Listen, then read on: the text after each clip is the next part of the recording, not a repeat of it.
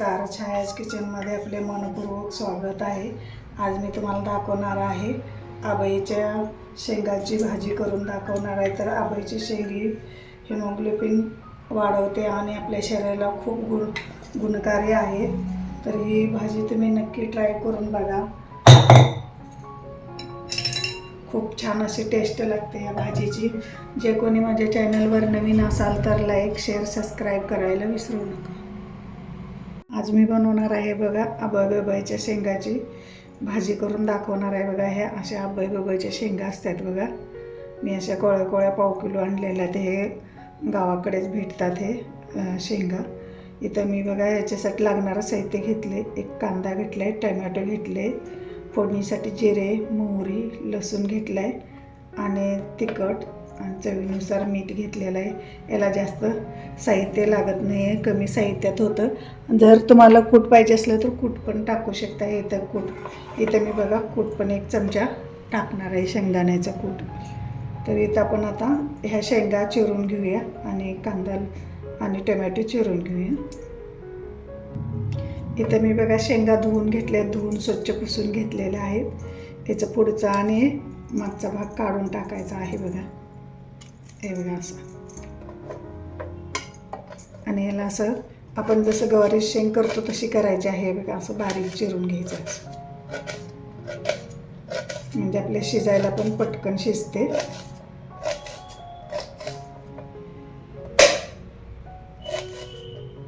हे बघा असंच आपण आता सगळ्या शेंगा चिरून घेऊया। ते बघा मी आबईच्या शेंगा चिरून घेतलेल्या, अशा बारीक गवारी कसं आपण हे करतो ना तसं चिरून घेतलेलं आहे।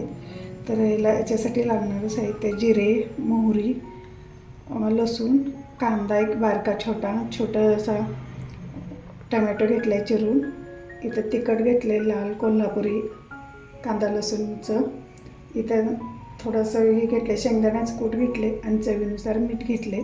आपण आता हे शेंग भाजून घेऊया, जसं आपण गवारी शेंग करतो तसंच सेम करायचे आहे। याला आता पहिलं भाजून घेऊया आपण। इथं बघा मी कढई गरम करायला ठेवली, आपण आज शेंग हे ह्याच्यात टाकून घेऊया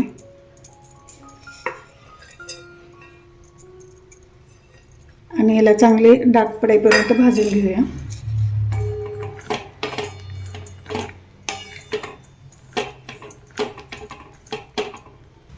इथं बघा याच्यात थोडंसं मी तेल टाकून घेणार आहे आणि ते थोडंसंच टाकणार आहे, अगदी अर्धा चमचाला पण कमी थोडंसं तेल टाकून घेतलं आहे, म्हणजे छान आपली भाजायला पण मदत होते। छान चांगलं असं भाजून घ्यायचं आहे। तर इथे बघा मी चांगली डाग पडेपर्यंत भाजलेले आहे शेंग। खूप ही शेंग छान चवीला लागते आबईची। तुमच्याकडे या शेंगाला काय म्हणतात मला कमेंटमध्ये सांगा। खूप अशी छान अशी चविष्ट लागते, हे खेडेपाड्याचे असे मिळते हे शेंग। इथे बघा आपले शेंग भाजून झालेले आहे, आपण आता काढून घेऊया। इथे बघा मी एका प्लेटमध्ये हे शेंग काढून घेतलेले असे चटके हे उस्तर का चांगले भाजलेले आहे बघा डाग पडेपर्यंत। आता आपण फोडणी देऊया। इथे मी कढई गरम करायला ठेवलेले आहे बघा, याच्यात मी आता 3-4 छोटे चमचे मी तेल टाकणार आहे। इथे मी 3-4 चमचे तेल टाकलेलं आहे। तेल चांगलं गरम होऊ द्यायचं। इथं आपलं तेल बघा चांगलं गरम झालेलं आहे। मोहरी टाकून घेऊया, जिरे, लसूण, त्याला चांगलं कलर चेंज होईपर्यंत लसणाला पण परतून घेऊया।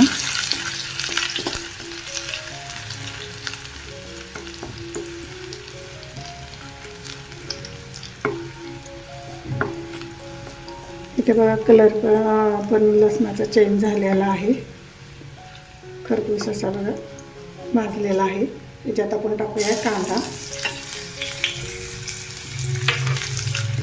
कांदा पण चांगला आपण परतून घेऊ।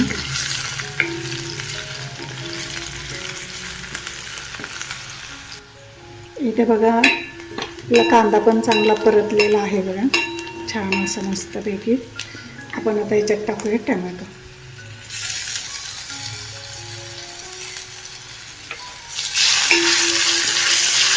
त्याला पण चांगलं 1 मिनिटभर आपण परतून घेऊया. टोमॅटोला पण चांगलं मऊ होईपर्यंत परतून घेऊया. इथे बघा आपलं टोमॅटो पण चांगलं परतलेलं आहे. तर याच्यात आपण चवीनुसार मीठ टाकूया. तिखट 1-1.5 चमचा मी तिखट टाकलेलं आहे आणि याला चांगलं परतून घेऊया.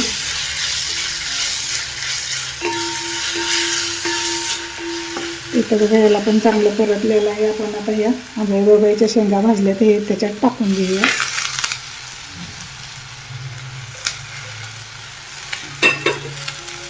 आणि याला चांगलं मिक्स करून घ्यायचं. इथे बघा चांगलं याला मिक्स केलेलं आहे. आपण याला पाणी थोडंसं टाकायचं आहे. 1 हप्ता असा द्यायचा आहे हाताने आपण.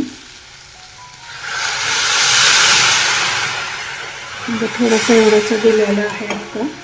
आणि आपण शेंगदाण्याचं कूट टाकणार आहे शेवटला थोडंसं. ह्याला पण आता बारीक गॅसवरती 4-5 मिनटं शिजू द्यायचं आहे आपल्याला. इथे बघा आपली आता आंब्याची शेंग शिजली का बघूया आपण. छान असं वास यायला लागलेला आहे. तर आता आपण एक कूट आहे ना याच्यातलं थोडंसं कूट घालून घेऊया. 1 छोटा चमचा कूट घालूया आपण आणि याला 1 मिनिटभर शिजू देऊया. आपली आता इथं भाजी शिजलेलं आहे. मी झाकण उघडून मध्ये हलवून घेत होते. याला 1 मिनिटभर शिजू देऊया आपण. इथे बघा आपल्या 1 मिनिटभर कूट टाकून झालेला आहे. आपण आता बघूया.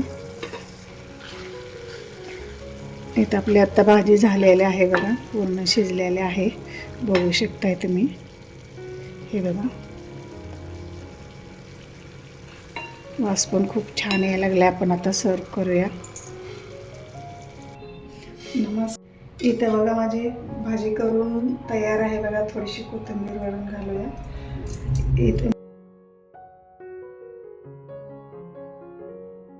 इथे माझी आंब्याच्या शेंगाची भाजी करून तयार आहे. माझी रेसिपी आवडली तर लाईक करा, शेअर करा, सबस्क्राईब करा. खूप छान अशी झालेली आहे भाजी आंब्याच्या शेंगाची. तर नक्की ट्राय करून बघा.